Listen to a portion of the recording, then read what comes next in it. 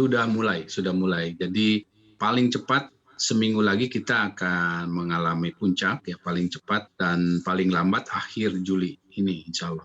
Jadi ini artinya memberi pesan penting bahwa kita harus siap ya, terutama tentu di fasilitas kesehatan.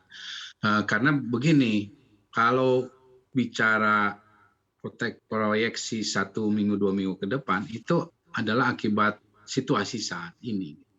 Jadi kalau kita memang kalau mau mempercepat puncak itu, melandaikan kasusnya tidak terlalu banyak, ya kita harus ya lockdown memang. Itu sebetulnya seperti itu. Jadi kalau strateginya yang dipilih adalah saat ini, ya kita akan tetap dalam proyeksi yang saat ini kita lakukan ya, di setidaknya paling cepat seminggu lagi atau akhir bulan ini, dengan kasus yang sebetulnya ya saat ini pun sudah lebih dari 100.000 sebetulnya ya. Karena apa? Karena kalau bicara angka kematian 1.000, ya ini angka kematian yang dilaporkan oleh website Pemda ini udah selalu di atas 1.000 ya.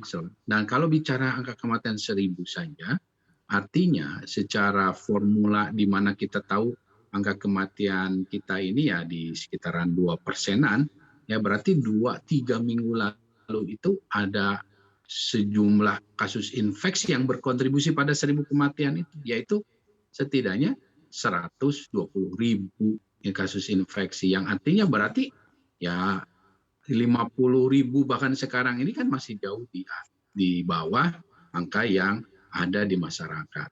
Dan harus diingat juga bahwa angka kasus harian ini bukanlah tidak penting-penting, namun tidak bisa menjadi rujukan utama dalam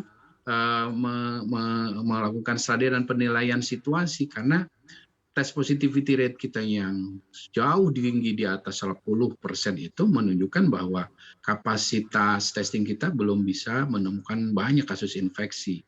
Sehingga angka kasus harian ini lebih mencerminkan kasus yang memang datang di fasilitas kesehatan atau yang sudah memang akhirnya terdeteksi ya. Fasilitas kesehatan ini mulai dari puskesmas atau sampai dengan rumah sakit, yang mana kita tahu itu adalah representasi yang setidaknya 20% dari total kasus infeksi. Nah, artinya 80% ada di masyarakat ini belum terdeteksi, Monik.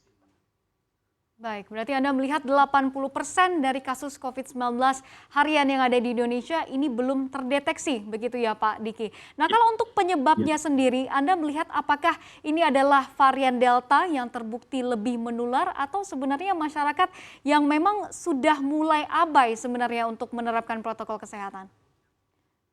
Ya, ini kombinasi kedua faktor yang Monika sampaikan. Jadi, dan yang paling harus kita sangat waspadai adalah ketika pengabaian ini terjadi di tengah keberadaan satu varian yang begitu sangat efektif dan cepat menyebar, dan ini penularan kan melalui udara. Yang melalui udara ini ya amat efektif, bahkan kan ya nggak mesti sekarang itu 15 menit di satu lokasi terus baru nggak seperti itu. Sekarang kurang dari 5 menit saja sudah memadai untuk terjadinya penularan. Sehingga inilah yang akhirnya berkontribusi pada peningkatan kasus infeksi. Ya, dan harus diingat situasi kita ini namanya mendekati puncak, itu ada dua hal yang menyebabkan mendekati puncak. Pertama adalah memang dalam wilayah itu sudah mencapai titik jenuh.